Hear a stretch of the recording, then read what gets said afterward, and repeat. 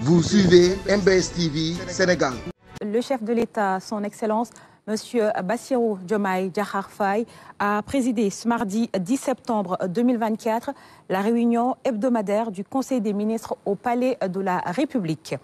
Le président de la République s'est incliné devant la mémoire des victimes du naufrage le dimanche 8 septembre 2024 d'une pirogue au large d'Hombourg et de l'accident de la route survenu le lundi 9 septembre 2024 dans la commune de Ndangalma, dans le département de Bambey. Il a présenté les condoléances de la nation aux familles éplorées et a souhaité un prompt rétablissement aux blessés. Évoquant la célébration prochaine du Maouloud, le chef de l'État a adressé ses meilleurs vœux à la Oumma islamique, notamment à la communauté musulmane du Sénégal. Il a rappelé au gouvernement la nécessité de prendre toutes les dispositions sécuritaires, sanitaires et logistiques adéquates au regard de l'importance de cet événement marqué par l'afflux de nombreux fidèles vers les cités religieuses. Le président de la République a réitéré l'engagement de l'État à ne ménager aucun effort pour asseoir le respect du culte et perpétuer la mémoire de nos mémorables guides religieux qui ont fortement contribué à la consolidation de l'unité nationale, à l'intégration africaine et au rayonnement international du Sénégal. Le chef de l'État a informé qu'il se rendra à l'occasion de la célébration du Maouloud, respectivement à Kaolack, Tivaouane, Thiénaba, Thiès et Ndiassane, pour des visites de courtoisie aux khalifes généraux et chefs religieux dans ces localités. Abordant la question du principe de la continuité de l'État et du fonctionnement régulier des pouvoirs publics, le président de la République, garant du fonctionnement régulier des institutions, a mis l'accent sur les relations entre le pouvoir exécutif et le pouvoir législatif. L'article 55 de la Constitution stipule « Le gouvernement est responsable devant le président de la République et devant l'Assemblée nationale dans les conditions prévues par les articles 85 et 86 de la Constitution. » Voilà pourquoi il attache du prix au respect des prérogatives constitutionnelles, des compétences et missions de chaque institution de la République. Car la bonne qualité des rapports entre les institutions détermine fondamentalement la stabilité politique et institutionnelle du pays, ainsi que la mise en œuvre optimale des politiques et programmes publics indispensables au bien-être de nos populations. Par conséquent, le président de la République a fait valoir l'impératif de consolider en permanence un pouvoir exécutif, préventif et responsable et d'assurer en toutes circonstances la continuité de l'État. À cet égard, il a invité le gouvernement à poursuivre sans relâche la préparation et l'exécution de son programme politique, économique, législatif et budgétaire afin de mieux répondre aux urgences sociales ainsi qu'aux aspirations et préoccupations légitimes des populations. Il s'agit aussi et surtout de préparer l'avenir face notamment aux défis de sécurité, de l'emploi, de la jeunesse, de l'assainissement, de nos finances publiques et l'exploitation souveraine et transparente de nos ressources pétrolières et gazières. Parlons du renforcement permanent des compétences des corps de contrôle et de l'ancrage d'un gouvernement de résultats. Le chef de l'État a dit accorder une priorité soutenue à l'utilisation optimale des ressources nationales, à la préservation du patrimoine public et à l'importance de l'ancrage d'une culture systématique de contrôle de gestion, de reddition des comptes et de lutte contre la fraude et la corruption. Dans cette dynamique, il a engagé le processus d'élargissement et de renforcement des compétences des organes et corps de contrôle en matière d'audit et de contrôle des comptes publics dans un esprit de consolidation des efforts de transparence de la gouvernance publique, mais surtout de promotion d'un gouvernement de résultats. Par ailleurs, le président de la République est largement revenu sur l'appropriation nationale du concept innovant Cetal Sounouréo et de consolidation d'une gouvernance d'écoute et de proximité. Il a salué le succès national de la 4e édition de l'initiative présidentielle Cetal Sounouréo qui révèle la pertinence du concept mis en valeur par la mobilisation citoyenne de toutes les forces vives de la nation.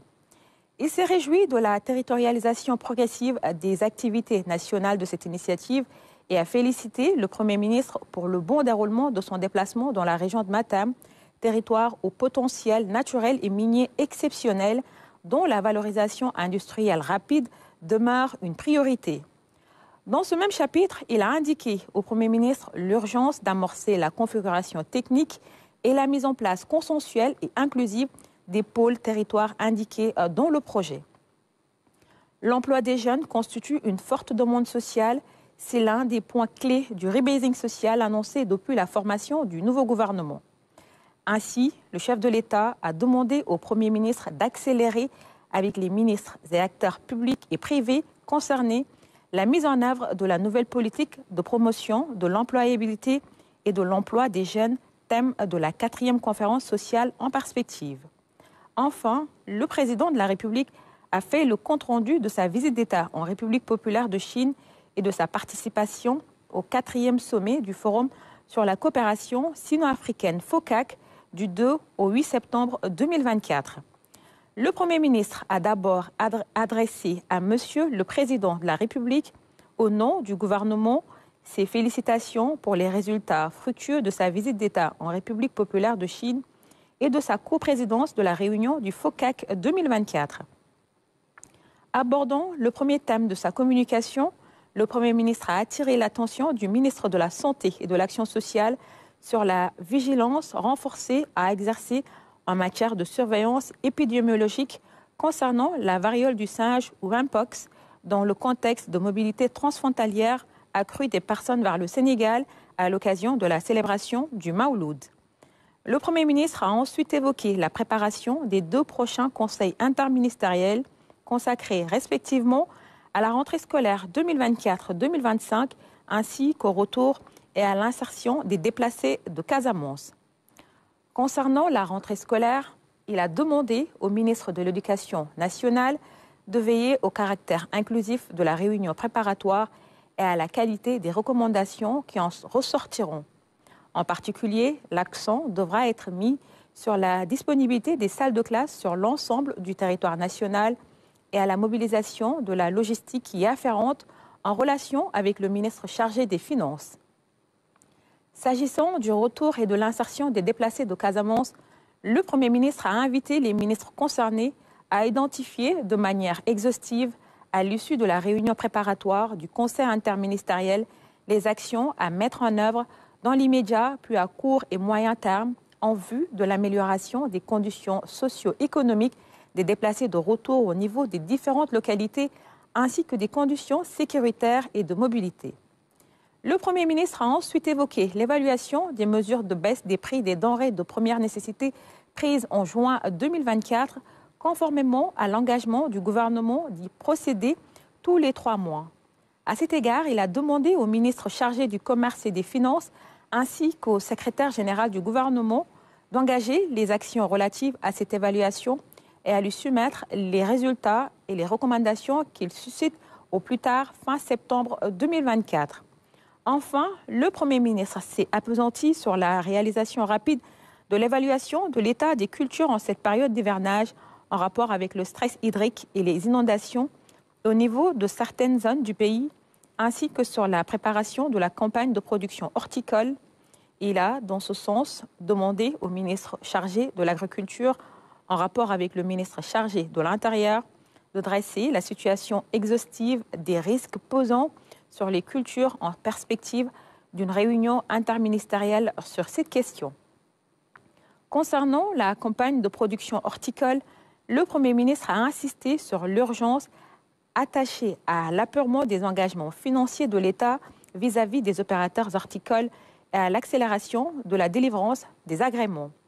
Il en est de même de l'appui aux organisations de producteurs et aux coopératives en vue de la structuration de programmes de dotation en infrastructures de stockage et de la production horticole, notamment d'entrepôts frigorifiques. Au titre des communications des ministres. Le ministre de l'Environnement et de la Transition écologique a fait une communication sur le domaine forestier classé du Sénégal. Le ministre de l'Hydraulique et de l'Assainissement a fait une communication sur la situation hebdomadaire de la gestion des inondations. Le ministre de l'Éducation nationale a fait le point sur les résultats des examens scolaires 2024. Et enfin, les mesures individuelles. Le président de la République a pris la décision suivante. Madame Aminata Niang Diène professeur titulaire des universités, vice-recteur de l'université Cheikh Anta Diop de Dakar, UCAD, est nommé recteur par intérim de l'UCAD en remplacement de M. Amadou Ali Mbaye. Maria Madramé, merci. C'était donc là la lecture du communiqué du Conseil des ministres qui s'est réuni ce mercredi.